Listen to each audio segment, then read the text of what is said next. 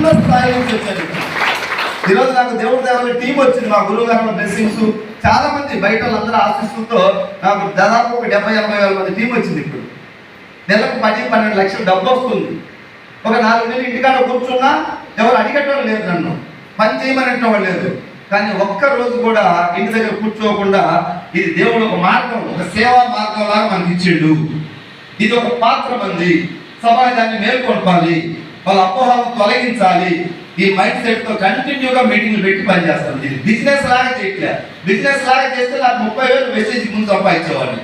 ఇప్పుడు 10 లక్షలు అంటే సరిపోదా? చెప్పాలా? సరిపోతా లేదా? డబ్బు పని అయితే సరిపోతా. కానీ ఎంతో మంది నమ్ముకొని ఉన్నారు. వాళ్ళందరికీ కొంచెం చైతన్యం చేయాలంటే జర గెలిచినోడు మాట్లాడితే అది వేరుగా ఉంటుంది. అవునా కాదా సార్? నీళ్లు చెంబులో నుంచి పోస్తాయి, నీళ్ళు అంటారు. శంఖంలో పోస్తే 2 దొంగ చాకులు వేస్తే కళ్ళ కత్తుకొని తాగుతారు.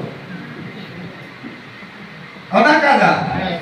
అందుకే దేవుడు మాకు ఎంతో కొంత ఇన్కమ్ ఇచ్చిండు. సక్సెస్ అయ్యున్నాం కాబట్టి ఇంటి దగ్గర కూర్చోకూడదు, నిరంతరం పని చేయాలి, ఎంతో మందిని కదిలించాలి. ఈ భారతదేశాన్ని, ఈ సమాజం బాగుండాలని అబ్దుల్ కలాం గారు, మహానుభావు అంబేద్కర్ గారు, గాంధీ గారు, ఈ విధంగా చెప్పుకుంటూ పోతే ఎంతో మంది ఈ రాష్ట్ర ముఖ్యమంత్రులు, మంత్రులు, ఎంతో మంది ప్రజలకు నిస్వార్థంగా సేవ చేసిన వాళ్ళు ఉన్నారు. సరిపోయిందా? ఇంకా చాలా ఉంది చేయాల్సింది. సో మన పాత్ర, మనం అంటూ ఒక పాత్ర దేవుడు మనకి. అందరూ అబ్దుల్ కలాం సార్ లాగా సైంటిస్టులు అవ్వలేము. ఎవరి పాత్ర వాళ్ళది సమాజానికి. నలుగురికి, పేదలకి ప్రెస్టీజ్లోకి తీసుకొచ్చి వాళ్ళని నిలబెట్టి గెలిపించు. ఎంత ఆనందం ఉంటుంది. ఇప్పటికే మా టీం ద్వారా దగ్గర 300 మంది కార్ ఫండ్ సెలెక్ట్ అయ్యారు. 300 మంది. Thank you. నేను ఈ కంపెనీలోకి వచ్చినప్పటికీ పాత ప్లాటినా బైక్ మీద వచ్చా.